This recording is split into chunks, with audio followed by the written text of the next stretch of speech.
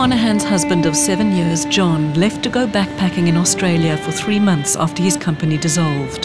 He promised he'd return, asking her to sell their house and buy another that they'd renovate together when he was back. She knew there'd be minimal contact and kept track of him via credit card statements that she received every month.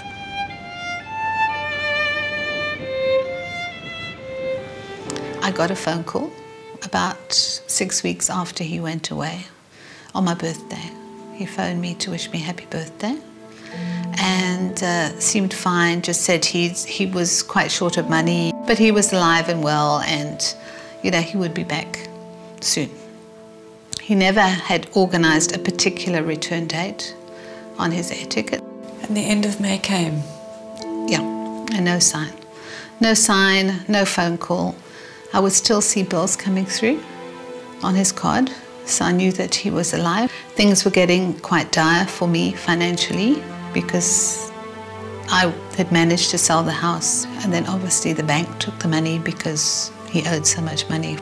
And I'd bought another little place which was very dilapidated, very run down in a very bad area. The kind of place I would never buy if I thought I had to do it up by myself.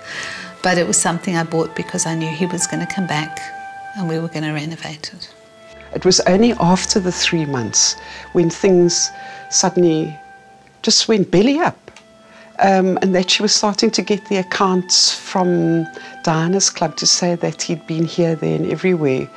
And then suddenly it stopped. Winter passed by and still there was no word. But Mary never gave up hope.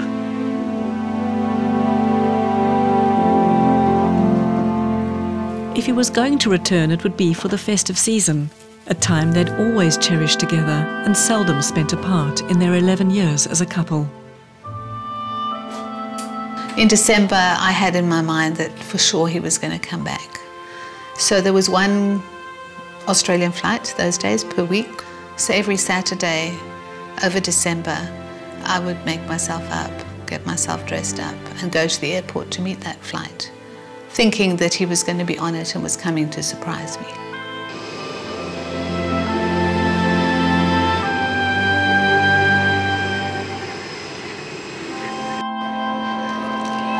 Each week, Mary would wait in the arrivals hall even when everyone else had left. And she'd go to the information desk to check if John had been on the flight. And then I felt how sad, how terribly sad, and how silly in a way. I felt almost stupid that I was doing it, but I couldn't not do it because I was convinced he was going to be coming back.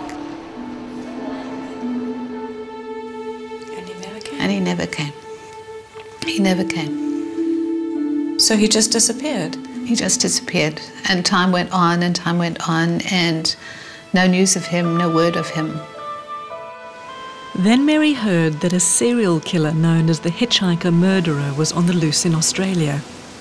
As news of the murders filtered through the news channels, Mary began to fear the worst.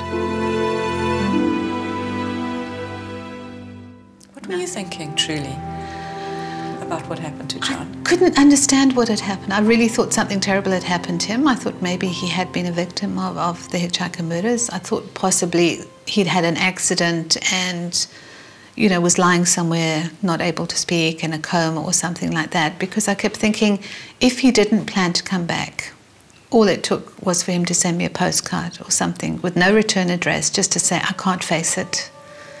I can't face it, I'm not coming back. And then at least I would know what had happened.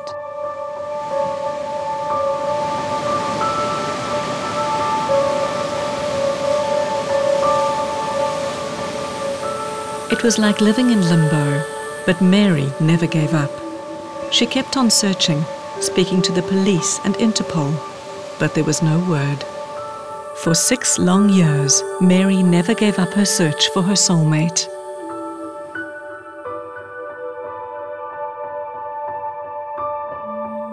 And slowly you started to tell people that your husband, the wedding that they came to, the man at the wedding, just didn't come back. I know. And it was very difficult for my friends to understand that and to believe what had happened, because they couldn't get their heads around the fact that he wasn't around, because it wasn't the John that they knew, nor was it the John that I knew that did this to me. I think that is the worst thing on earth that any person can do to another person, is not to let them know, I'm gone, I'm not coming back. And that emotional situation of that question all the time of, is he okay? So what took you out of no man's land? Something must have happened. Yes, it did. It had been many years, and my husband, John's friend, Nigel, who'd been around all the time that John had been away and was very helpful to me and looked after me to make sure everything was okay, had kept a secret from me for many years. And he was the one that had taken John to the airport on the day he left for Australia. And he'd kept the secret from me, always believing, as I did, that John was going to come back. So he didn't want to tell me that John had actually gone to the airport with another woman to Australia. But it put a lot of things into perspective. I realized that this is definitely something that I've got to deal with, that it wasn't as simple as one betrayal. It was now 2 betrayals, and the chances of him coming back were very slim. So I needed to take back my life. Slowly the story came out of the emotions that this was terrible. Where is he? You know, I just can't handle this. You know, this sort of dumping of somebody without any feeling for that person who I thought he loved so much.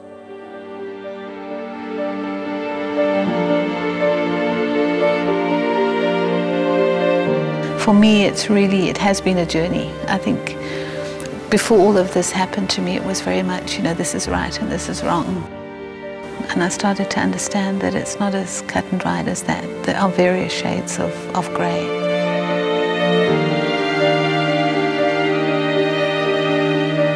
Just holding on to the fact that there is something bigger than you. It's not about you controlling how things happen. It's about giving yourself over to let things happen to you. And it's understanding that probably the plan is probably fine. You know, you may not know what that is, but the plan is the plan. So you decided to get a divorce in terms of the state, but you also wanted to get an annulment from the church. And as I understand it, that's not an easy thing to do.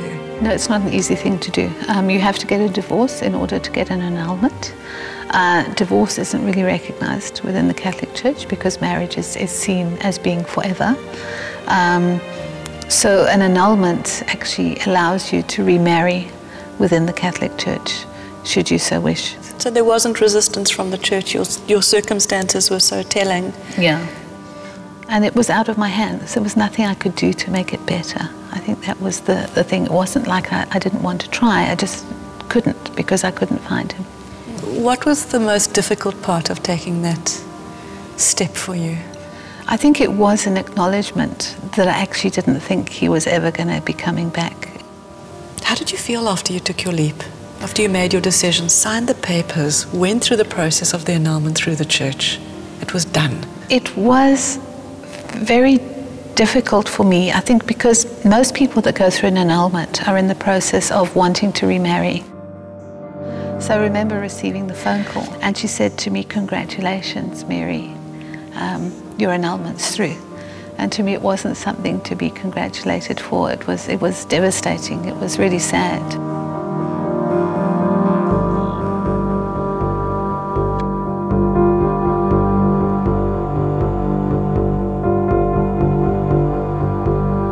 Leaps of faith are exactly that. You go into the unknown and you're never really sure where you're going to be. But it really is that faith that it will be okay. You may not know how it's going to turn out, but it will be okay. A year after her decision to move on, Mary got news via a family member of John's that he was alive.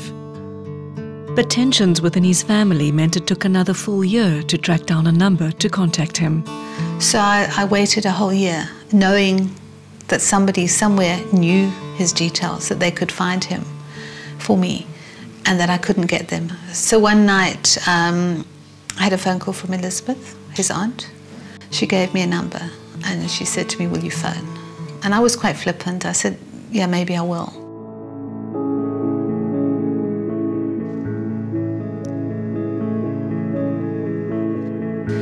picked up the phone fully believing that it's a wrong phone number.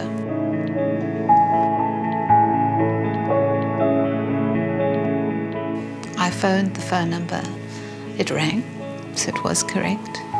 And then I got an answering service.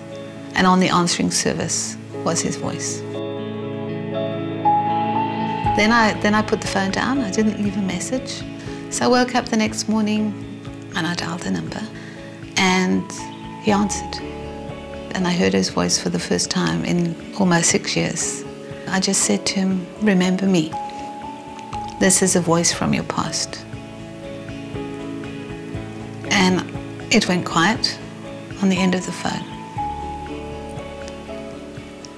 And then eventually he responded and he just said to me, "You didn't deserve for me to do to you what I did." And then you could hear it was a cell phone, and the reception just went really bad and the line went dead. Although they did speak again, John was unable or unwilling to answer Mary's deeper questions. Her healing would not come from him. And so she started to write her story as a way of moving forward and making sense of it all. Her book became a bestseller. It was a way of closing that chapter of my life and saying, okay, now I'm going to move on. That's it, finished. End of that story. I can now move on to a new story.